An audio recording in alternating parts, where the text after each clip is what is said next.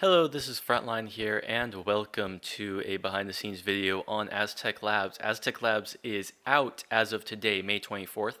You are able to download the map in the link in the description, but before then, I'm just going to go over a small thing that I decided to do in this map, and that is probably my most proud achievement in this map, the money system. Right here with the crystal shards, you're basically able to spend money at various points in the labs during the entirety of the map. Each section of the laboratory, which there are 6 of them, I believe.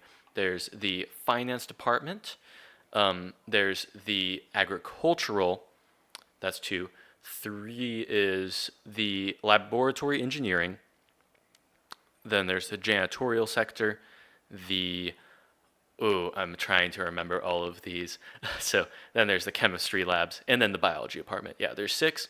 There should be at least 6 different shops. I think the biology department might have 2 shops, but that's beside the point. So right here, tutorial part 6, the money. You can read the book once you download the map, but basically it's the idea that you put items into this chest. This is the input chest, and then the system automatically sorts it together so that if you put in 3 shards, you get a black boot. If you put in 6 shards, you get 2 black boot.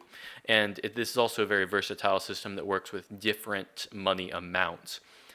And if you actually put anything other than a crystal shard in, like let's say you have this book right here, you're all like, oh, this might count as a crystal shard. I'd be able to just like go through and get a free pair of boots. No, it just goes into the chest cheating, so that no one is able to cheat the system and be able to get free items just by maybe putting in like a couple of bread in or some other sneaky way of trying to do that.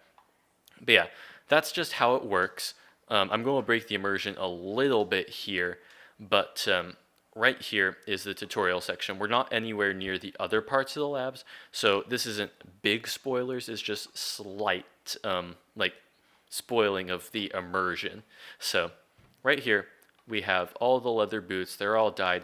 They go into the dispenser or the dropper here, and then there's a second dropper in front of it. You can see that.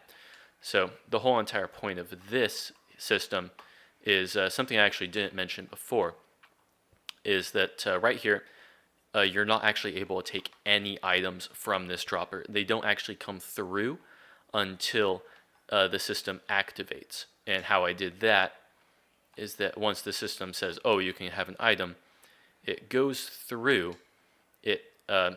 If you know Redstone, this Redstone is powered first. It powers the block here so that the dropper puts an item into this right here, and then the repeater is set to 1 tick of delay, which means that first this dropper is activated, puts an item there, and then 1 tick afterward, the dropper in front of it gets activated, so then it gets pushed towards the player. So that's how that works.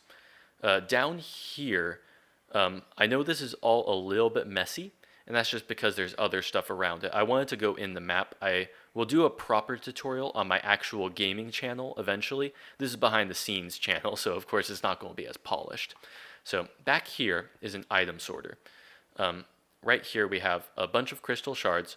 Again, if an item is not a crystal shard, it doesn't go into this hopper and instead goes into the chest of cheating, as we saw above.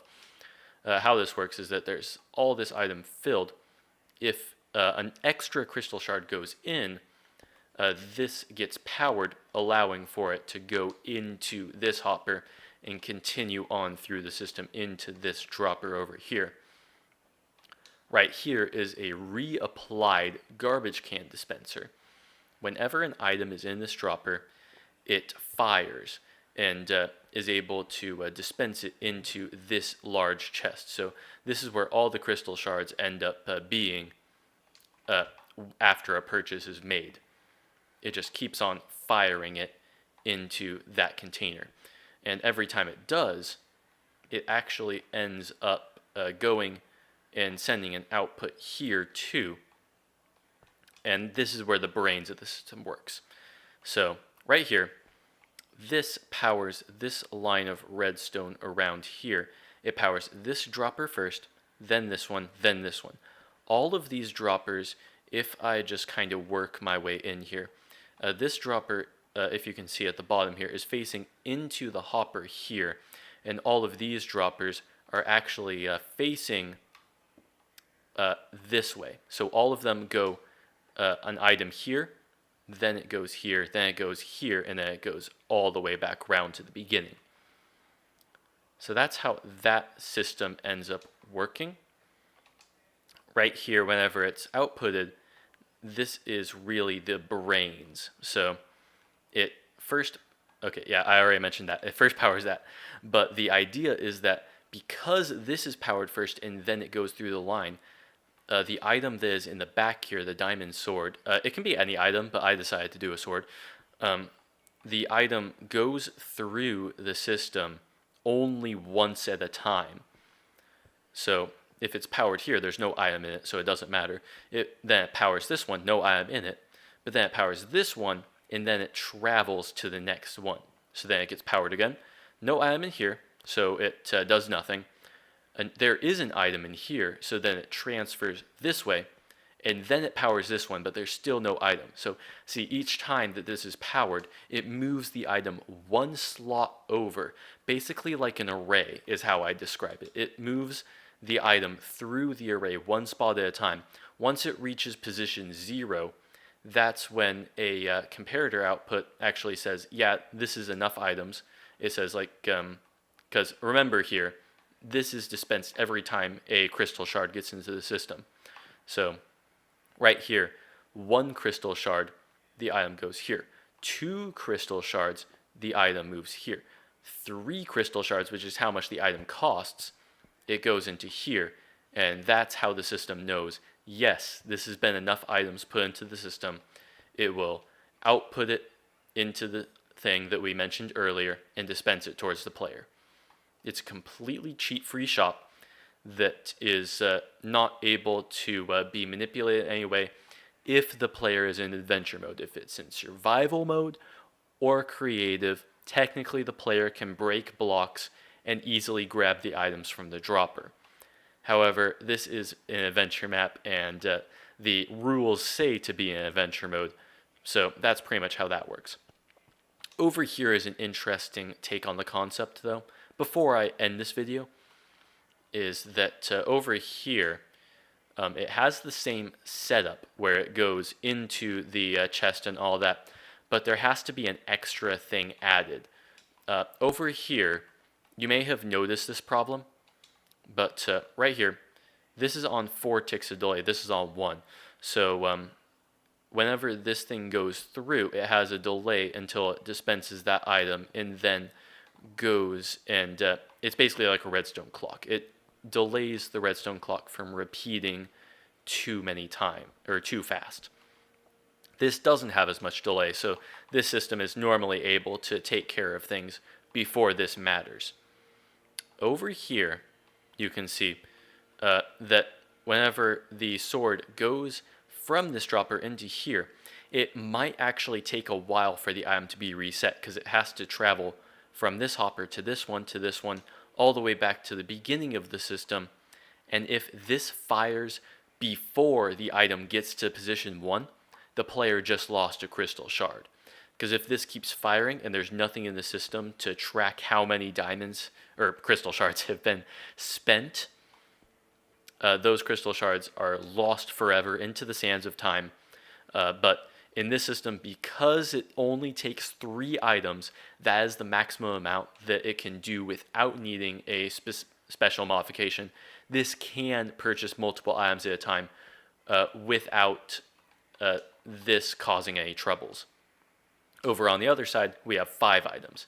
That is a troublemaker because the item would still be in the hopper by the time that the clock would keep running.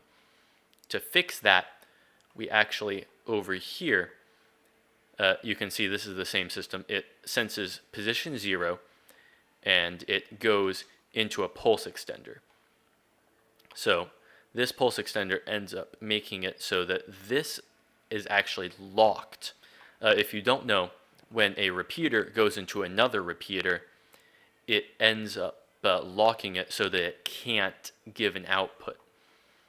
So right here, when the comparator powers this piece of redstone, this is supposed to then power the rest, but this repeater locks it before it can do that. So the clock does not keep on running, and it gives this system more time to be able to reset itself. Of course, then there's also the matter of some pulse extenders might need to be longer, just in case, let's say that there's like 20 droppers that are supposed to track an item going through it. And that is possible. I believe I have done that in a certain portion of the map at the end. I won't spoil it, but there are systems at the end that do have bigger pulse extenders, but this is a very basic one. It's simple, and it works for this very small little area. So you are able to buy multiple items at a time. Do not be afraid to do that. And then the other thing is that you can buy as much items as your heart wants to, because we have a bunch of potions of strength here, but the system doesn't run out. You see, there's more potions of strength here, and then even more up here. And that is the case in all shops that you will find later in the map.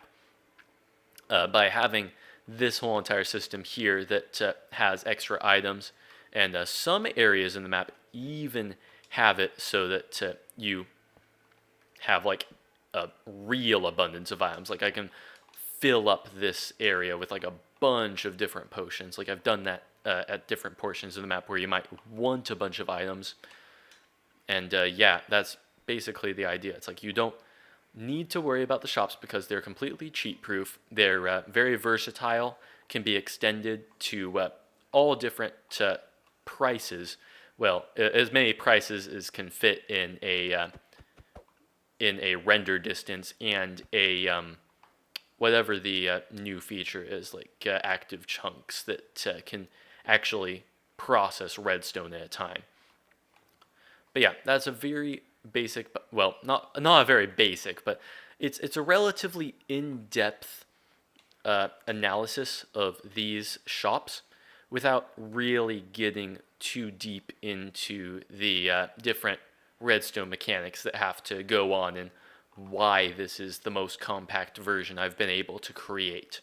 So I'll cover that in a later video. For now, this was supposed to be a quick behind the scenes. I realized that this video went on a lot longer than I expected, but nonetheless, I hope you guys enjoyed it. Please leave a like if you do want a actual Frontline game tutorial on how to build one of these, what kinds of pulse extenders you need for different shops, the different optional features, and all that kinds of stuff. But for now, that has been all. Remember that Aztech Labs is available for download right now. It's free. I'm not going to charge for it as of now. But I hope you enjoyed this video. I'll see you guys all in the next one.